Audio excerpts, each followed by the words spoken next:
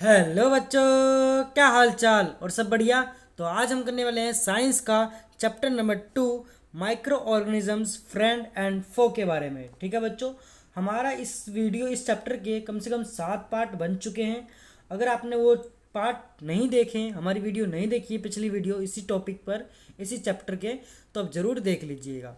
इस वीडियो में हमारा ये पार्ट 8 होने वाला है। 8 पार्ट हमारा बनने जा रहा है। हम यहाँ पर केमिकल मेथड के बारे में हम पढ़ेंगे। ठीक है बच्चों, तो इस वीडियो को स्टार्ट करने से पहले अगर न्यू स्टूडेंट हो तो अगर आप पहली बार इस चैनल पर आए तो ज़रूर सब्सक्राइब कर देना। हम बहुत ही अच्छे से डिटेल से बिल्कुल अच्छे से समझाते हैं चैप्टर को। ठीक है बच्चों, तो चलिए स्टार्ट करते हैं। Chemical method. केमिकल का मेथड का मतलब होता है रासायनिक उपाय। रासायनिक उपाय। Salts and edible oils are the common chemical generally used to check the growth of microorganism. Microorganism. नमक एवं खाद्य तेल, एडिबल ऑयल मतलब जो खाद्य तेल होता है, का उपयोग सूक्ष्म जीवों की वृद्धि रोकने के लिए सामान्य रूप से किया जाता है। मतलब जो सूक्ष्म जीव होते हैं, हमारे माइक्रो ऑर्गेनिज्म होते हैं, उनकी जो ग्रोथ होती है उनको रोकने के लिए किसका इस्तेमाल करा जाता है? साल्ट्स का एंड एडिबल ऑयल्स का। ठीक है बच्चों, therefore they are called preservatives. They are called preservatives, अतः इन्हें हम क्या कहते हैं बच्चों? प्रिजर्वेटिव्स कहते हैं। मतलब हिंदी में बोला जाए तो परिरक्षक, परिरक्षक कहते हैं। ठीक है बच्चों, इसको हम प्रिजर्वेटिव्स कहते हैं। We add salts or acid preservatives to pickle to prevent the attack of microbes. Sodium benzoate and sodium metabisulfite are common preservatives. These are also used in jams and sequences to check their spoilage. तो बच्चों इसमें यह बोला गया कि हम नमक अथवा खाद्य अम्ल का प्रयोग अचार बनाने में करते हैं। आप देखोगे अचार हम जब खाते हैं तो उसमें नमक और तेल ज़्यादा मिलाया जाता है। ठीक है बच्चों, जिससे क्या हो जाता है? वो प्रिजर्व हो जाता है, जल्दी से अचार खत्म, मतलब जल्दी से जो अचार होता है वो खराब नहीं होता, जिससे कि सूक्ष्म जीवों की वृद्धि नहीं होती है। इसमें माइक्रोब्स की जो वृद्धि होती है वो नहीं होती है। सोडियम बेनाजोइड एंड सोडियम मेटाबाइसल्फाइड सामान्य क्या है बच्चों? परिरक्षक है, प्रिजर्वेटिव्स है ये। ठीक है, जैम एवं स्क्वेस बनाने में इन रसायनों का उपयोग उन्हें संदूषित होने से बचाता है। ठीक है बच्चों, तो हमने प्रिजर्वेटिव को समझा। प्रिजर्वेटिव का मतलब ही सिंपल से क्या है, जिसमें कॉमन चीज़ें हमारी साल्ट्स हो गई और एडिबल सोयल हो गया, जो प्रिजर्व करके रखता है माइक्रो ऑर्गेनिज्म की ग्रोथ को। क्या कर देता है? ये रोक देता है। ठीक है बच्चों, बस आगे बढ़ते हैं। Preservation of common salt. Preservation by common salt क्या है? Common salt has been use to preserve meat and fish for ages. Meat and fish are covered with dry salts to check the growth of bacteria.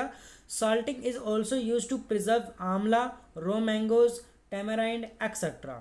तो बच्चों इसमें बोला गया है कि सबसे पहले प्रिजर्वेशन बाय कॉमन साल्ट का मतलब है नमक द्वारा परिरक्षक, नमक द्वारा परिरक्षण। ठीक है, अब इसको मैं क्या, इस लाइन में क्या बोला हुआ था कि सामान्य नमक का उपयोग मांस एवं मछली, सामान्य सामान्य जो नमक है का उपयोग किसके लिए होता है? मांस एवं मछली के परिरक्षण के लिए काफ़ी लंबे अरसे से किया जा रहा है।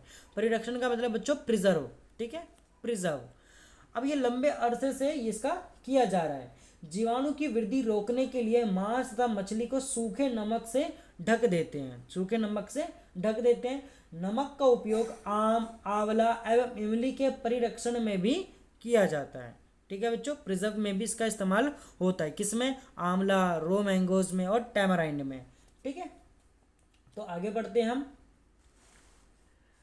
Preservation bye sugar. Preservation bye sugar मतलब इसमें बोला है कि चीनी द्वारा परिरक्षण, चीनी द्वारा परिरक्षण। अब इसका मतलब क्या है? इसमें देखो, jams, jellies and squashes are preserve by sugar.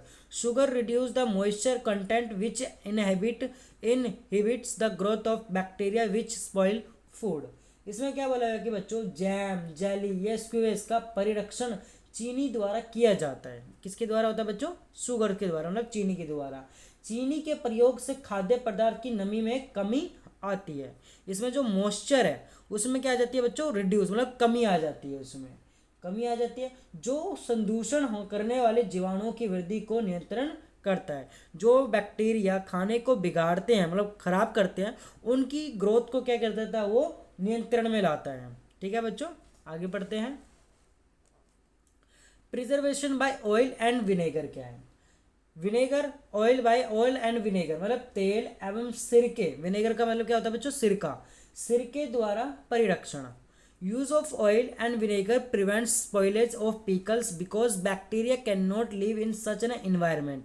Vegetable fruits fish and meat are often preserve by this method.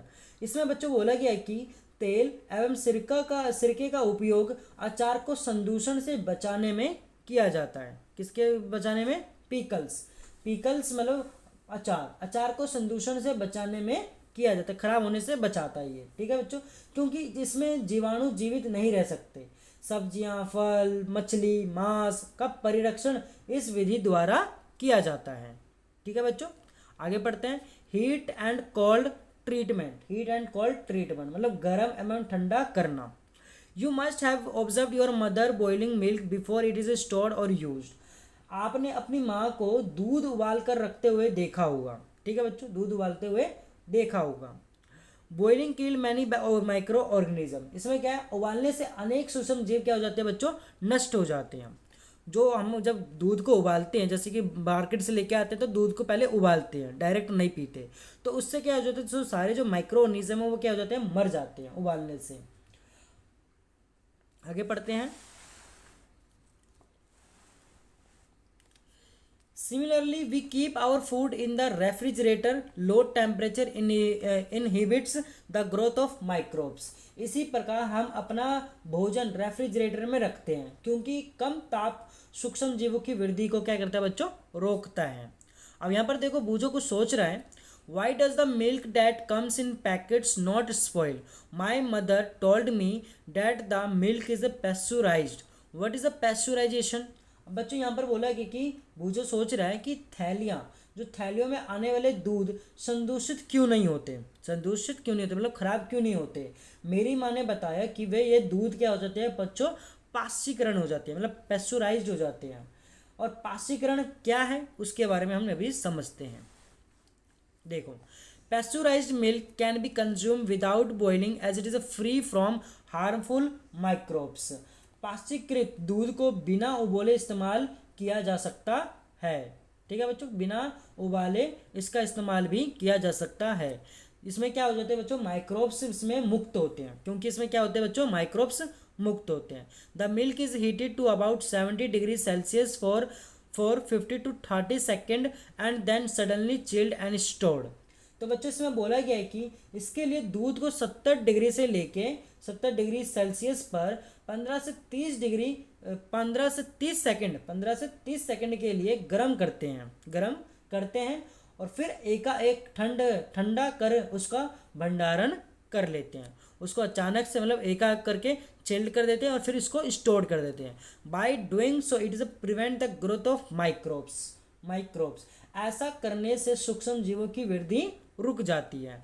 This process was discovered by Louis Pasteur. It is called pasteurisation. इस प्रक्रिया की खोज लुइस पास्चर नामक वैज्ञानिक ने की थी, इसलिए इसे हम पाश्चीकरण के नाम से जानते हैं। ठीक है बच्चों, इसीलिए हम इसको क्या कहते हैं बच्चों, पाश्चीकरण कहते हैं। ठीक है, किसने डिस्कवर करा था, लुइस पास्चर ने। ठीक है बच्चों, आगे पढ़ते हैं। आई होप आपको ये समझ में आएगी होगी कि पैस्चुराइजेशन क्या है।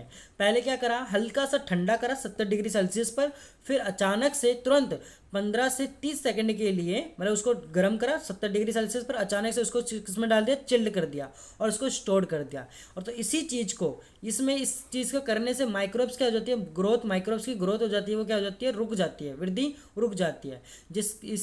इसी प्रोसेस को हम क्या कहते हैं, पैस्चुराइजेशन कहते हैं। आगे बढ़ते हैं।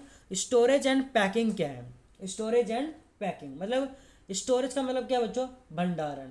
पैकिंग का पैकिंग ये होता है। स्टोरेज मतलब भंडारण एवं पैकिंग के बारे में ये। These day dry fruits and even vegetables are sold in sealed airtight packets to prevent the attack of microbes. आजकल मेवे तथा सब्जियां भी वायुरोधी सील किए गए पैकेटों में बेचे जाते हैं, जिससे सूक्ष्म जीवों से सुरक्षा होती है, जो माइक्रोब्स होते हैं उनसे बचाव करने के लिए, प्रिवेंट करने के लिए उसमें पैकेट में, एयर टाइट पैकेट में डाला जाता है। आगे बढ़ते हैं बच्चों। नाइट्रोजन फिक्सेशन क्या है, फिक्शन क्या है, मतलब किसमें क्या है, हिंदी इसकी क्या है, नाइट्रोजन फिक्सेशन की, नाइट्रोजन स्थिरीकरण, नाइट्रोजन स्थिरीकरण। You have learn about the bacterium rhizobium in class 6th and 7th। आपने कक्षा 6th में और 7th में राइजोबियम जीवाणु के बारे में पढ़ा है। It is involve in the fixation of nitrogen in the leguminous plant, leguminous plant, जो लेगुमिया मतलब जो लेग्यूम पौधे जो होते हैं, लेग्यूम पौधे मतलब जो दलहन मतलब पल्सिस, जो दलहन में नाइट्रोजन स्थिरीकरण में सहायक होते हैं ये। Recall that rhizobium lives in the root nodules of leguminous plant, leguminous plant figure 2.9 हमें बता रखा है, अभी देखते हैं। Such as beans and peas with which it has a symbiotic relationship. अब बच्चों इसमें बोला गया है कि स्मरण कीजिए कि राइजोबियम लेगुमिनस पौधों की ग्रंथियों में रहते हैं, मतलब उसकी जड़ों में रहते हैं, और सेम और मटर जो एक सहजीविता है, सहजीविता है, ठीक है बच्चों, ये कैसा है, एक सहजीविता, मतलब सहजीविता एक रिलेशन संबंध बनाता है।